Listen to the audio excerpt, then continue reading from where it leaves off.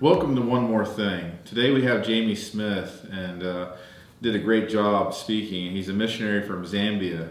And thank you so much for coming, Jamie. But also, I wanted to ask you, you talked about discipling people this past Sunday, and I just would like to hear more about how those have made an impact, those people that you've discipled, how they've made an impact in the community there. Well, thank you for having us at Porterfield Baptist this last Sunday. We greatly enjoyed our time with you.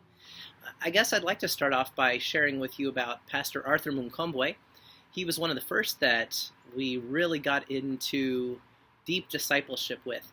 And really, if we think about discipleship, we have to understand that it is much more than just a program. In fact, it's a relationship. Discipleship is one life rubbing off on another life. It's going through life together in such a way that it's almost like paint transfer from one vehicle to the other. That's how our relationship with Pastor Arthur has been. And so I would say we grew and learned a lot from him just as he did from us. And since then, he has been able to get so active in more church planting. He has trained other church planters in a whole nother region to the south of Choma and Nambaza, and has seen about 30 more churches started. Another one that I could look to would be a young man named Joseph Mwambazi.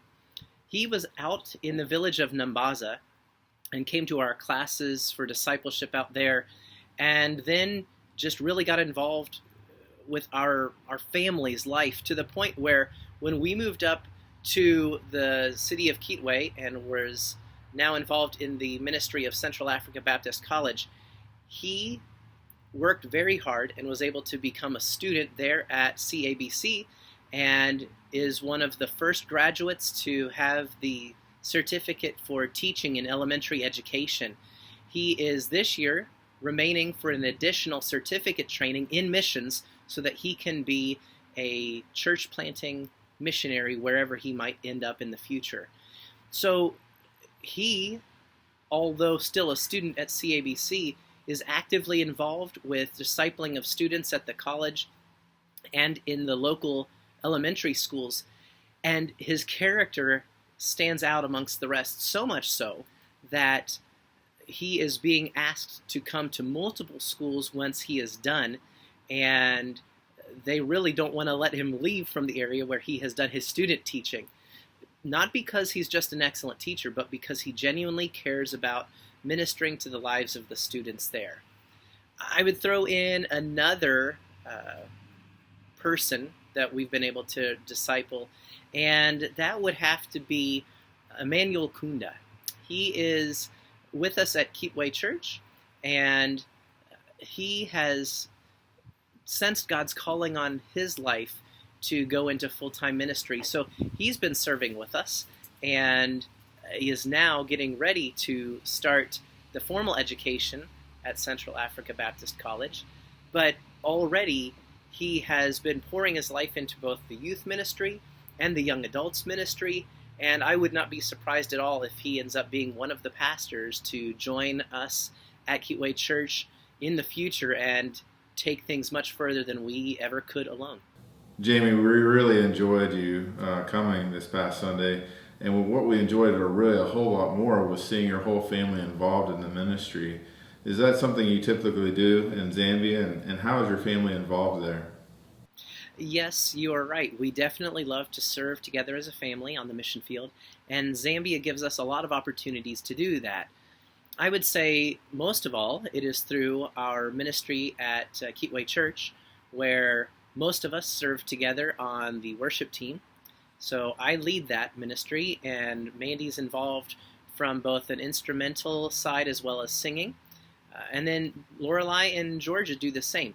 Lorelei plays the mandolin, Georgia plays the guitar, Warwick is working on learning the drums, and all of them help me with putting all of the music together, keeping records.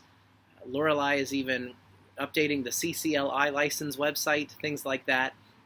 But I would say the biggest opportunity that we have to serve as a family is when we have people over to our home. We host the youth activities there. We host a lot of premarital counseling or other types of counseling or discipleship meetings. And so when we have people over, it's a chance for our whole family to interact with people, but also model for them what a Christian family should be doing in our everyday lives. And I would say that's where Chola really excels. He has only been a believer since last August, and yet he has a heart for people and loves to interact with them. And so when we have people over, he certainly is the life of the party. But there's just so many ways in which we can serve. Even at the college, the girls will often come in and sit in on some of the classes that I teach. Lorelei is very big into photography and will take the photos for some of the large events that we host on campus for conferences and things of that nature.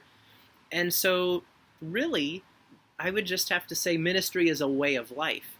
There's not any day in which the entire family is not engaged in ministry, either in a formal way, such as the college and church, or just in the everyday aspects of how we interact with people when we're doing the grocery shopping or going around town and at doctor's appointments. You don't really have to create ministry opportunities. They're around all over the place, whether that be here in America or where we live in Zambia. What are some of the future goals that you have that you'd like to reach there in Zambia and beyond? Well, I would say we have several goals for our next term, which will last 3 years. Let's start, first of all, with ministering as a family. I would say on that side, we are looking forward to the girls getting to get more involved in the teaching ministry. Lorelei is already involved with teaching of children, and Georgia has been helping in the classroom. But I would say that in this term, we're looking forward to both of them having more teaching opportunities and developing more strategic friendships so that they can disciple others.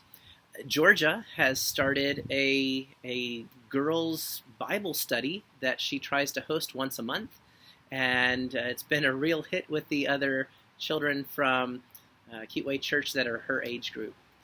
I would say another goal that we have for this next term is that we want to see the strategic handing over of ministries to those we have been discipling.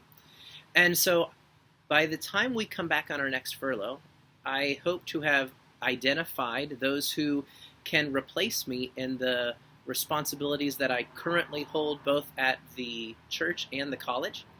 In fact, I would say that we already have identified most of them, but once we get back to the actual ministry location, we want to see how they've been doing while we've been away. Most of them have already been serving in the various capacities that I envision them serving in the future, and they've been doing it while I've been away, and I think the first thing we're going to be doing is finding out from them, what have they learned through that process? What strengths came to the surface? What were some of the things that they struggled with that I need to provide some more training in?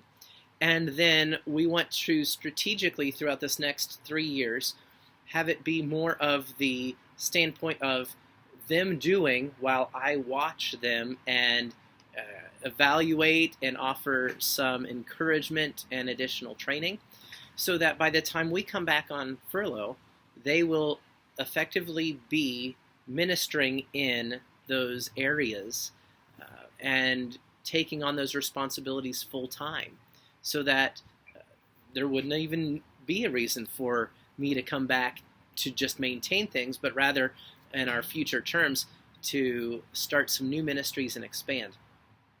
So I would say we should be seeing 2 new Zambian pastors at Kitwe Church in the next 3 years, and looking forward to having a qualified teacher in the area of missions who has missions experience as well as the necessary academic qualifications, who can join me in teaching the missions classes, and eventually have him be the one to replace me as the head of the missions department. We've already identified the Zambian leader who will take over leading of the external block class program that we identified on Sunday as the Theological Studies by Extension. He's finishing up his master's degree right now, and he should start working with us full-time starting in 2020. So these are some of the goals that we have regarding the growth of the ministry.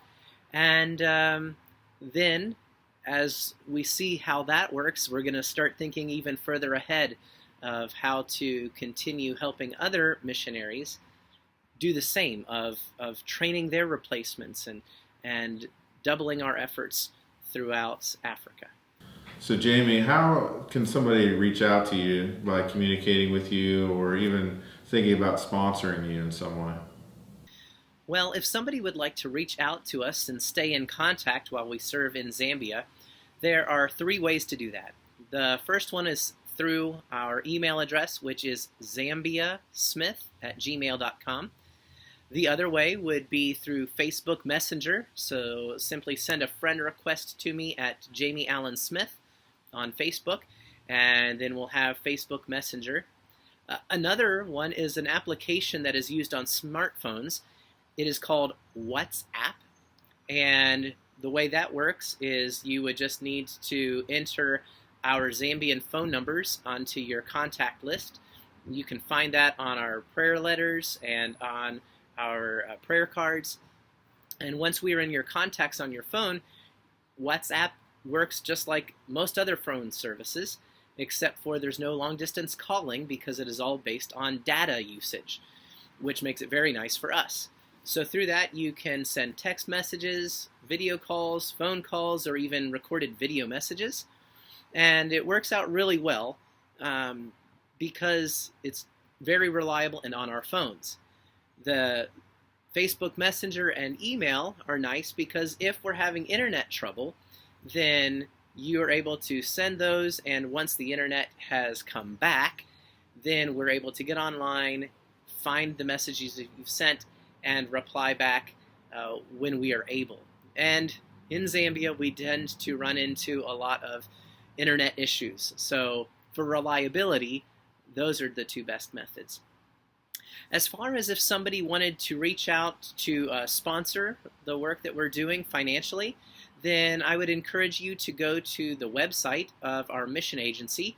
It is simply ibmglobal.org, and you would be able to go there to the link at the top of the page that says donate, and you can follow instructions from there. You can either donate online or you can send in a check, and it gives you the instructions on how to do that as well as the mailing address.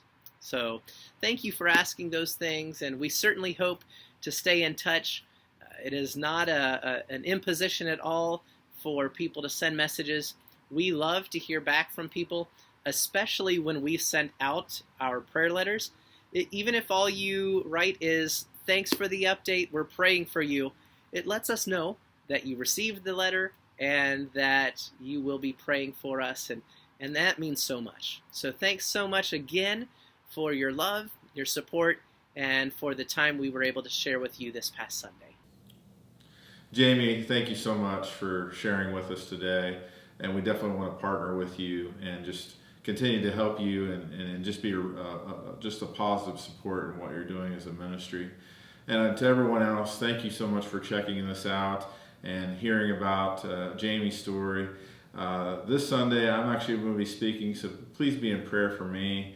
And just keep in mind that we have services at 8:30 and 11 o'clock.